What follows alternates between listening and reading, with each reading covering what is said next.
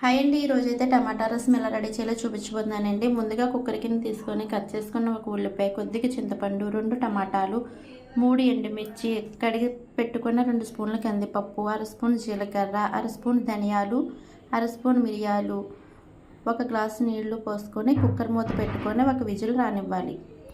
ఒక విజిల్ వచ్చిన తర్వాత స్టవ్ ఆఫ్ చేసుకొని కుక్కర్లో ప్రెషర్ పోయిన తర్వాత మూత తీసుకొని స్ట్రైనర్లో వేసుకొని చల్లారనివ్వాలి. చల్లారిన వాటిని మిక్సీ జార్లో వేసుకొని మిక్సీ పట్టుకొని పక్కన పెట్టుకోవాలి. స్టవ్ అంటించి కళాయి పెట్టుకొని అందులో 2 స్పూన్ల నూనె వేసి నూనె వేడెక్కిన తర్వాత 1 స్పూన్ ఆవాలు, 1/2 స్పూన్ జీలకర్ర, 6 వెల్లుల్లి రెబ్బలు దంచుకున్నవి, 1 ఎండుమిర్చి, కొద్దిగా కరివేపాకు, 1 పావు టీ స్పూన్ పసుపు, పావు టీ స్పూన్ ఇంగువ వేసుకుని పోపును వేయించుకోవాలి. వేగిన పోపులోకి ముందుగా సిద్ధం చేసుకున్న టమాటా పేస్ట్ను వేసుకొని తగినన్ని నీళ్లు పోసుకొని రుచికి తగినంత ఉప్పు వేసుకొని వీటిని మరగనివ్వాలి. చిన్న బెల్లం ముక్క వేసుకొని స్టవ్ ఆఫ్ చేసి సర్వ్ చేసుకుంటే టమాటా రసం రెడీ.